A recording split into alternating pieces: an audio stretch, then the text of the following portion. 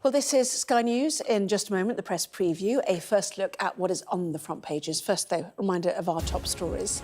The Chancellor has outlined her plans for growth, including support for a third runway at Heathrow Airport. Donald Trump says he is planning to order America's military to prepare to house what he called the worst criminal illegal aliens at Guantanamo Bay. And a group of church leaders in Liverpool say they feel the position of the city's bishop is currently untenable following allegations of sexual assault and harassment against the Right Reverend Dr. John Prembluff, that he is denied.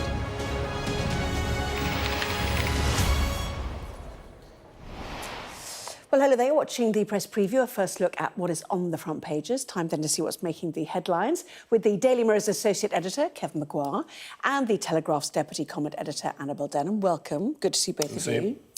Front pages then, as ever, let's start with the Eye. It leads on the Chancellor's plans for growth, which includes a Heathrow expansion and a new railway line. Rachel Reeves's Heathrow plans are in turbulence, writes the Mail, adding that London's mayor opposes her proposal. The Guardian with a similar headline saying her plan might not be in line with UK's climate obligations. Daily Telegraph reports on Ryanair, or the Ryanair boss, claiming a third runway, Heathrow runway, will not be ready for another 25 years. Daily Mirror calls today's announcement the Reeves Revolution. Hinting at the high-stakes nature of the plans, the Metro declares it's boom or bust. The Times, though, covers the assisted dying bill and how it could be dropped as a panel of experts could decide whether to approve it. The Sun reports that police are looking into an alleged assault at a party for a former Man United player, attended by guests who included a number of other Manchester United players. The Financial Times hears the Bank of England is experiencing a shortage of gold bullion, apparently because so much of it is being preemptively shipped to the US in case the Trump administration imposes tariffs on UK imports. And the Star calls the incoming British ambassador to the US, Lord Mandelson, creepy McCreepface, after he dramatically changed his tune on Donald Trump. I presume we're getting to that one shortly. Yes. Anyway, Kevin Maguire and Annabel Denham are here. Boom or bust, growth plans, slight change of tune, Annabel, from the gloom of July onwards. Anyway, what did you make of it? Well, I think there was plenty to like in the Chancellor's speech today. It's encouraging that she wants to tear up planning rules, that she wants a third runway at Heathrow, expansion of Gatwick and Stansted airports as well, that she wants much more building between Oxford and Cambridge in order to create an area that could genuinely rival Silicon Valley and be home to AI and life sciences.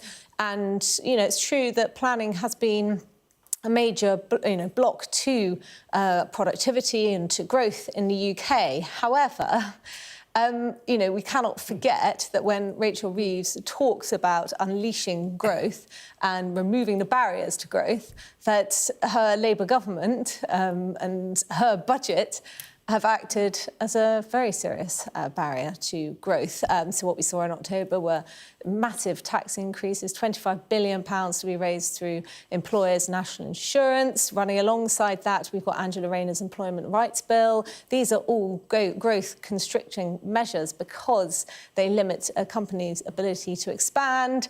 And that's why the business community very quickly turned cold on the Chancellor after the July election. So this is the point, isn't it? You've got a timing issue where a lot of these plans are long time in the future, and yet come April, you've got the national insurance changes coming in, the other elements that you mentioned, which you might suggest clobber business. So where's the growth coming from in the short term, then, Kevin? Some of these plans, you say long in the future, they're long in the past too. I remember Gordon Brown's Labour government. They're not new ones, are they? Let's be honest. Backing the Heathrow third runway. In opposition, Ed Miliband then dropped it. He's not quitting, he's going for it again now. David Cameron's government did nothing about it. It later got another Conservative government then backed it. Boris Johnson was against it. I remember when he was Foreign Secretary, they sent him to Afghanistan so he could miss the vote after he'd vowed to lie in front of the bulldozers as the Lord Mayor. So whether it ever happens, because you get dizzy with it. But no, a lot of them will take time. But there's a conflict, and she will be happy, I think, with the front of the I paper. You can see the picture kickstarting economic growth because people don't just buy papers; they see them in newsagents or they see them in other stores, and you get an impression she will be happy with that. But there are lots of other issues Annabelle's mentioned. Some of them, it's all about what type of country you want to live in, and I prefer to live in a country where people at work are treated with dignity and have rights. People at work are treated with dignity currently. Rather than being treated as disposable labour, as we saw with the P&O ferries when they just sacked 800 people unlawfully and knew they'd just pay the fine because it would be so little. But you can see she's got a lot of things in her in tray. But she's at last, if you're her, you can think, I'm making the music, I'm on the front foot, I'm on the attack. Well, she got asked today, did you talk down the economy? Wouldn't really answer that. Did you club a business? You know, we had to make tough decisions, etc. Your paper, Daily Mirror, The Reeves Revolution, Labour's Vision for Growth. Chancellor unveils building projects to give economy a £78 billion boost. When that comes, who knows? Yeah. They're building projects that, as you say, have long been on the books. And the problem is there are pros and cons to them, like there were with HS2. Well, Look what happened to that. You're quite right. Look, this is the case for her. If they go ahead, they would be beneficial. You update Britain's infrastructure, which is creaky. I'm sure you'll back a lot of it, but you're going to have loads of bushfires all over the country because you can say you're going to change the planning rules to get things done. But then people will object. For instance, we saw immediately on the Heathrow expansion, London Mayor Sadiq Khan, also Labour, came out against that. It's going to happen all over the But I think country. also if you were to draw a Venn diagram between those who are in favour of quite high levels of immigration, they don't really want Labour to clamp down on that, but at the same time are opposed to the Reeves Revolution. They don't want to see any liberalisation of the planning rules. They don't want to see massive investment in building homes and some of these infrastructure projects. You just have to wonder how the country is possibly going to cope. The two things people are conflicted, aren't they? I mean, the environment's taken a back seat here. She once vowed to be a Green Chancellor, not anymore. She's going to have mud on her boots from the Treasury every day, and is like the bulldozer Chancellor. Well, as you say, there's opposition within the Labour Party because Ed Miliband, who has said that he won't resign over a third runway at Heathrow, I think is going to find his position very difficult, if not untenable. Sadiq Khan has, of course, come out and voiced his opposition to it. And it is, that tension. Of course, the irony in some ways is, from some of the newspapers saying Heathrow won't be ready for another quarter of a century. This is the Telegraph, isn't it? So, 2050 is the date that we're supposed to reach net zero, emissions. And again, how easy will that be to achieve if we're investing in thousands more planes per day? Many more planes. This is Michael O'Leary, the Ryanair boss, who has a vested interest because he doesn't fly out of Heathrow.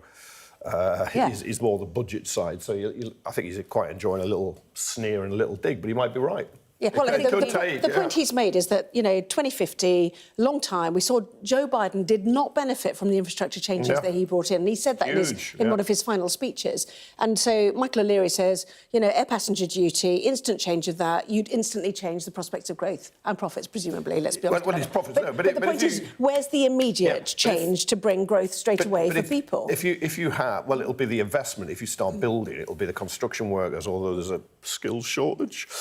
Where are they? That's a big question. Where are they going to find people to build? But of course, if you've got Heathrow, which is Britain's premier airport, which I think is big enough already, if you're around that area, it's not net zero. It's the noise. You've moved. The noise. I don't live near it, so it's not. I don't have a dog in the fight that way. But if you know the area, I think the people there suffer enough. I'm not against expanding other airports. Gatwick, for instance, so I'm not saying... Well, Gatwick's got a lot of the same problems. But, but there's not as many people around it. But you contrast Heathrow, 2 runways with... Charles de Gaulle's got 4 runways. Amsterdam Schiphol's got 6 runways, I think. Chicago O'Hare's got 8 runways. Now, I appreciate they've got a lot more space. But you do wonder why it's so difficult to build anything in this country. And, that's why I said at the start, I'm in favour of what Rachel Reeves is trying to achieve here, but we haven't constructed a reservoir in about 3 decades. You talked about how long it's taken to get closed or mothballed. It goes on. HS2 has clearly, hit the buffers. Well, it's all about short-termism, isn't it?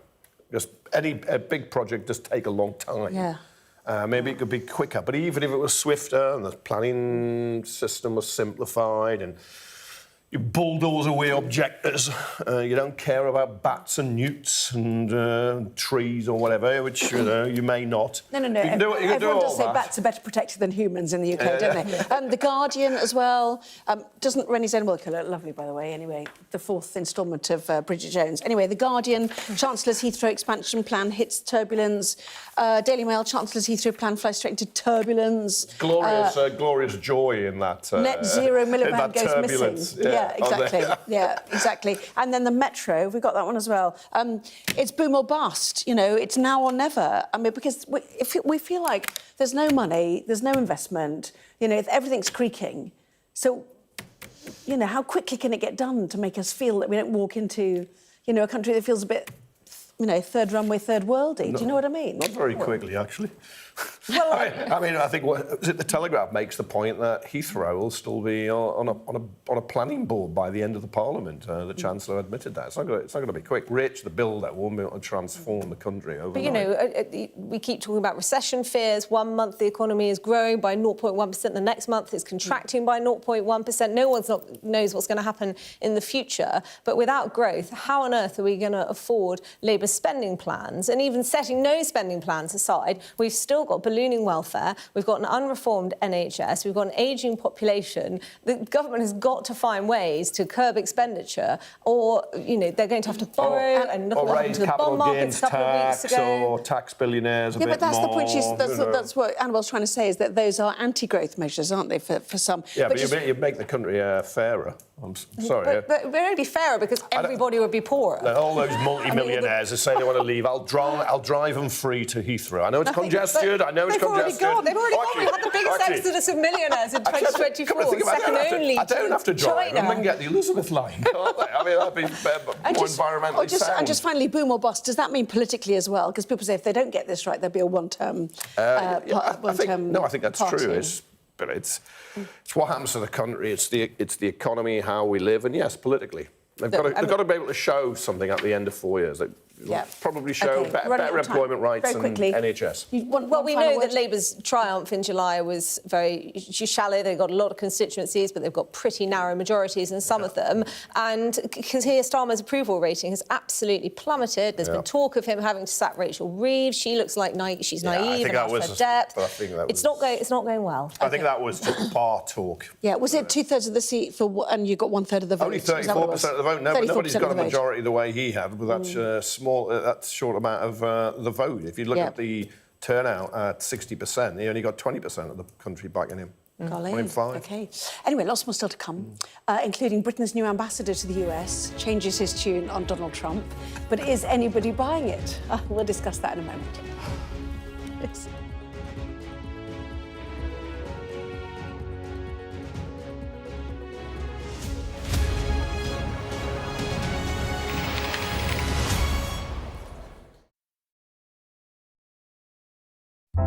Big stories don't always come from big cities. I'm Lisa Dowd and I'm Sky's Midlands correspondent. You are not getting in this elevator, okay? The judge made it very clear that she could see no justifiable reason why Sakulas wasn't here facing British justice. I promised I would get him justice. Free, wherever you get your news. This is what they're up against, that the wind is the really big problem. It is back-breaking work and the smoke is thick. It's been working well. Water levels are dropping, but no one knows what impact further rain will have. What would you do if this place wasn't open? This is the exact spot in Nottingham where their 19-year-old son, Barnaby Webber, lost his life. I just think it's so cruel and so harsh. It's really scary. We're terrified. In this community, I'm told that everybody knows someone affected by COVID. Hopefully this will be the last wave. Sky News gets the full story first. Change seems tantalisingly close in this corner of the UK. Wales was the first to introduce the plastic bag charge. It's legal to let go. Set the speed and take the hands off. It's almost driverless, but not quite. Hans is a highly trained police dog. The force is incredible. It's really frightening, actually. This is my patch, my specialism. It's also my home. Sunday, exclusively on Peacock, with the top of the Premier League still unsettled. This duo have been in a league of their own. Two clubs desperately scramble to climb the table. The blockbuster fixture. Arsenal. Just what Arsenal needed. Manchester City. Chance for Haaland. Goal for Haaland. This is the Premier League. Sunday, 11:30 Eastern, only on Peacock. I saw police being forceful, pushing young men and women to the ground as they made almost 100 arrests. Will the cold affect your voters? Well, we have a lot of tremendous support. Free, wherever you get your news. The people here know that worse storms may well be on their way. I'm Martha Kellner and I'm Sky's US correspondent based here in Los Angeles. Mandatory evacuation, you must leave! For many people, Harvey is far from over. People here believe the water will be this deep for weeks. I'm Greg Milam and I'm Sky's chief North of England correspondent. Are you trying to run me over, Sir Philip? No, go away. Look like it, sir. Will you respond to those who made accusations, Sir Philip? Can you go away? Sky News, the full story first.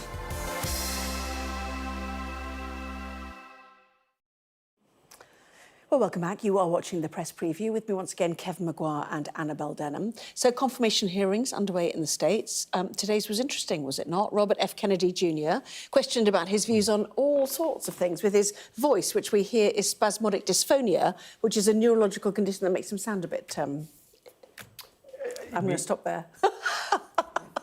Carry on. Anyway. Sorry, no, I thought... Well, you had it all, didn't you? Hecklers and irate senators, and they had a lot of questions to ask of RFK Jr., specifically his previous stance on vaccines, which he vehemently denied. He said he wasn't anti-vaccine, but rather he was pro-safety. Of course, we're all pro-safety, aren't we? But he has previously repeated, debunked claims about links between vaccines and various illnesses and conditions, and yet we're told has vaccinated his own children. They said it exactly. He said it the hypocrisy. It's quite serious, but we saw when he was picked by Trump, and of course, him pulling out helped Trump win. But when he was made to hold a burger, which he was against on a plane, weren't they? Trump Force One. That's right. So you'll basically say, I'll do anything. It's a real cabinet of oddities, this. No, and I'm not sure it'll be good for the US. It's probably good for journalism to report on it. He's got another session, hasn't he? But, I mean, really interesting to hear about that. In the meantime, let's go to front page of the Daily Star. Lord Mandelson, a bit of a volte-face, one might say, on his views on Donald Trump. From it's a danger to the world, though, this president is a nice person. It's humiliating and demeaning, isn't it? What you're forced to do. He's lost all his self-respect. No one's forcing him to do it, but how are these people steel themselves for these U-turns? The classic Daily Star treatment here, and he goes and grovels on Fox News 2, the channel that the president watches. But it's probably the right approach, because Trump is forgiving if you show you bend your knee to him. And look at J.D. Vance, totally asking would Trump be America's Hitler, and there we are. He's now the vice president. But he said he was reprehensible as well. I think Mandelson said what he believed then, that Trump's a danger to the world, and he's just saying it now because he's got the job. And he doesn't believe it now. Exactly. I just don't believe he believes a word. But Trump is very thin-skinned, but I think he will be persuaded or loves flattery if he's flattered and if there's sufficient amount of grovelling. And Mandelson will, I'm sure, happily ingratiate himself. I didn't realise the leader of president. the country had to veto or not veto ambassadors, to be fair. Yeah, I think that's been overblown, those just, stories. Yeah. Yes, just very quickly, Metro, reckless cyclists, tell us about this one. Antisocial cyclists could be targeted under 10 new offences put forward by the Home Office. Yeah, but there's a lot of controversy. How are cyclists covered by the law? There's almost a war with motorists. I think it's fair. Cycling groups make out the point cars are far more dangerous. I'm a cyclist myself as well as a driver, but these are proposed laws. If you dazzle others too bright lights, some lights are incredible. They're like searchlights on the front of bikes, or you're cycling dangerously, you could get fined. Now, there are laws in force at the moment, but...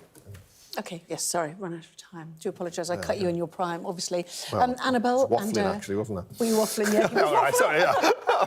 I waffle. I was waffling, but, or wobbling if I was cycling. Okay. Sorry. Anyway, thank you. No. Here's the weather. So mainly dry and sunny tomorrow, but it will turn wetter to end the week and windy in the north and west. A bright, frosty start for most, with icy stretches likely in the north, a little mist in places, and a few showers near northern and western coasts. The morning will stay largely dry and sunny, with early showers tending to fade, although Shetland looks like turning wet and windy. Temperatures a little below average for most. Generally, light winds mean it should feel pleasant enough in the sunshine. UK staying mostly dry, sunny spells through the afternoon. Ireland will see cloud increasing from the west, with patchy rain and strong winds moving onto the coast later on. Well, our press preview continues in Sky News at 11. The Chancellor going all out for growth, but says it won't come without a fight. That and plenty more in our press preview.